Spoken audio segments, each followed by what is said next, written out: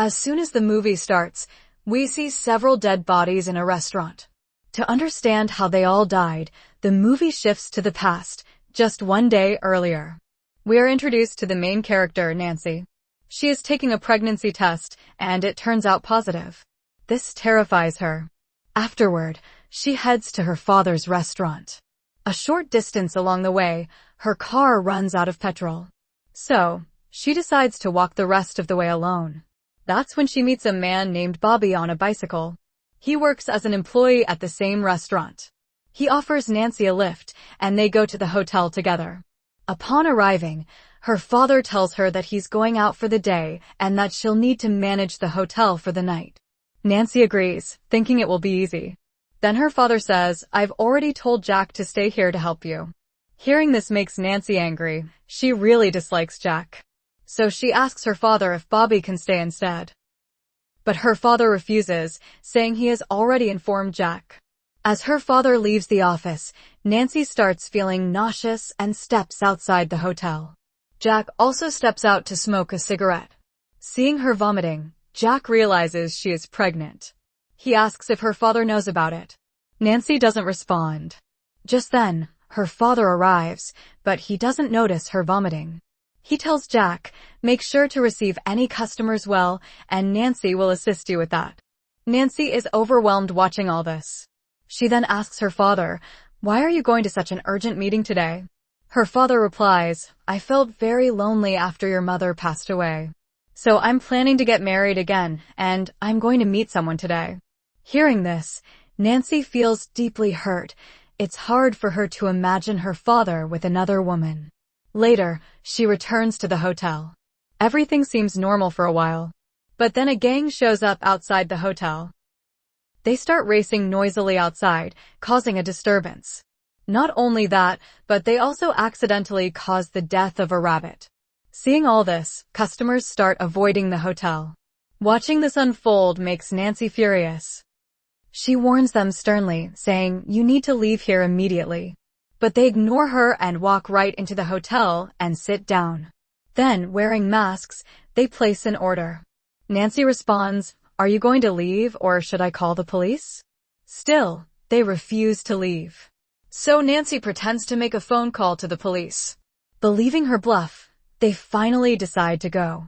One of the boys walks up to her and says, "We're leaving for now, but we will definitely come back." Before leaving, the group insults Nancy, and the hotel staff standing nearby laugh at her. This angers Nancy. She gathers the staff and says, "I'm your manager. It's your duty to show me respect." Hearing this, Jack responds sarcastically, "This hotel belongs to your father, not to you. Also, we are more qualified to be here than you are." Nancy is furious and immediately fires Jack. Jack protests, saying, "You can't do that." Nancy replies, "I'm the manager here now. I have the authority to remove you from your job." Jack storms out angrily. All of this was done in the heat of the moment. Nancy is emotionally disturbed and doesn't fully understand what she's doing. She heads to the restroom, washes her face, and tries to calm herself down. Meanwhile, Bobby waits for her and tells her, "I'll stay here tonight to help you." Hearing this, Nancy realizes that Bobby has developed feelings for her. She doesn't like this at all. She tells him, "You don't understand me. There's no need to try and impress me to get close." Hearing this deeply hurts Bobby, and he walks away. Night falls. Nancy is now alone in the hotel. First, she takes out the trash. Since there are no customers, she calls her father and tells him, "I've fired Jack." Her father is shocked. She explains, "He didn't show me any respect, so I let him go." Now, Nancy has to spend the entire night alone at the hotel, which makes her father very worried. He tells her, "Be extremely careful tonight. If you need anything, call me immediately." But Nancy isn't afraid. She turns on some music and continues working. Just then, the same gang from the afternoon returns. Seeing them, Nancy announces over the speaker, "Leave immediately or I'll call the police." All the hotel's doors and windows are wide open. Moreover, it would take a long time for the police to arrive if called. This makes it easy for the gang to harm Nancy if they wish to. Realizing this, Nancy quickly shuts all the doors and windows. She then calls the police and says, "There's a biker gang outside my hotel. They're harassing me. Please send an officer immediately." The police reassure her, "Don't be afraid. We're sending someone right away." Suddenly, she hears someone knocking on the door. Terrified, she hides under a counter. The knocking stops after a while, and Nancy slowly relaxes. But suddenly, the knocking resumes this time louder. She peeks out from under the counter and sees a police officer at the door. Relieved, she opens it quickly. The officer enters and searches the entire place. Finding no one except Nancy, he reports that she seems safe, although very frightened. He tells headquarters he'll stay a little longer to ensure her safety. Then he casually asks Nancy for a cup of coffee. Something about the way he speaks makes Nancy uncomfortable. Suddenly, he comes close to her and says, "The crimes of this gang are increasing. You must come to the station and file a complaint," and begins to escort her out. Just then, one of the gang members shows up and attacks the officer, killing him on the spot. Panicked, Nancy runs and hides in the garage to save herself. She has no idea whom to call for help. At that moment, Bobby arrives at the hotel looking for her. Seeing him, Nancy quietly runs up to him and brings him inside without making a sound. But now, the gang has also entered the hotel.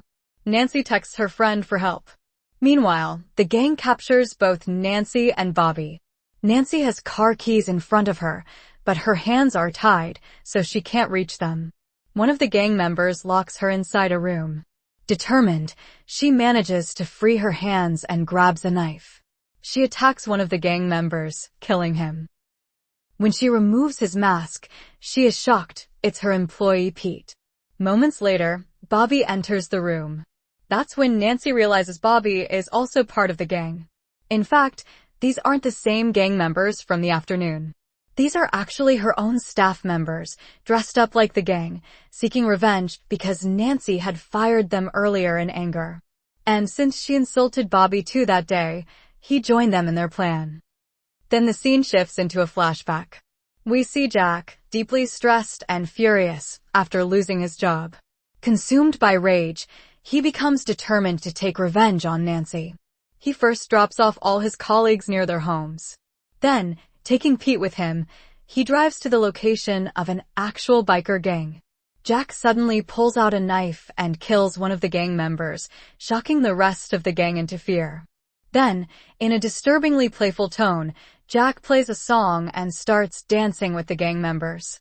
As chaos fills the air, he hands a gun to Pete and orders him to shoot the others. But Pete hesitates, he can't do it.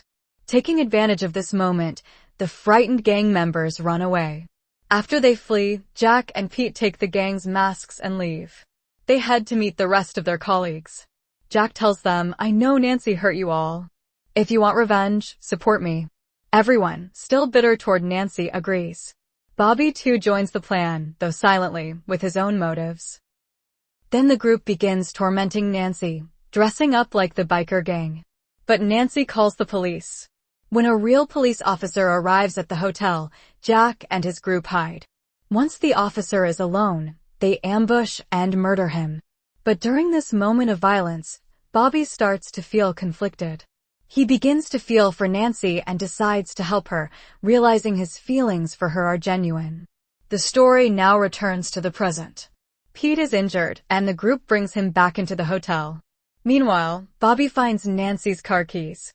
One of the gang members spots Nancy escaping and informs Jack. Enraged, Jack shouts orders, "Go get her now." Once the group leaves, Bobby turns on Jack, attacking him in a surprise move. Elsewhere, Nancy's father is trying to call her after growing increasingly anxious. But nobody picks up the phone at the hotel, heightening his worry. Back to Nancy. When one of the gang members tries to attack her, she throws boiling water on him. His face burns severely, and he dies from the injuries. Nancy rushes toward the restroom, where she finds Bobby severely wounded and lying on the floor. She tries to crawl under a table to get close and help him. At that moment, Nancy's friend arrives. But seeing the chaotic scene, the friend panics and runs away without even calling the police. Now, Nancy manages to get hold of the car keys. She begins to run. As soon as she steps out of the hotel, Jack appears from behind and stabs her with a knife. Bleeding, she collapses. Jack then drags her body back into the hotel. Believing everyone else is dead, Jack assumes he is the lone survivor. He steps outside and calls the police, pretending to be a bystander. There's been a murder at the hotel. I just saw it, please come quickly. He thinks he's escaped. But what he doesn't know is Nancy is still alive. Wounded but determined, Nancy pulls the knife out of her abdomen. She drags herself to where Bobby lies lifeless. Seeing him dead breaks her heart. He had always cared deeply for her, and now he's gone. Fueled by rage and grief, Nancy decides to avenge Bobby. She picks up the car keys and drives, bleeding, weak, but burning with purpose, to Jack's house. Moments later, Jack hears a knock at the door. As soon as he opens it, Nancy lunges and drives a knife into his neck, killing him on the spot. Her revenge is complete. But her injuries are too severe. She stumbles out into the open, collapsing from exhaustion and blood loss. Lying there, fading, memories of her mother come flooding back. Just then, her father arrives, having tracked her car to the location. He finds Nancy collapsed near Jack's home. He rushes to her side. Don't be afraid, Nancy. I'm here. You'll be okay. I'm taking you to a doctor, he says, holding her close. In a soft, trembling voice, Nancy whispers, Dad, I'm pregnant. He looks at her stunned. This is how the movie ends. Thank you for watching our movie recap. If you enjoyed it, please consider subscribing for more great content. Your support means a lot to us. Have a wonderful day.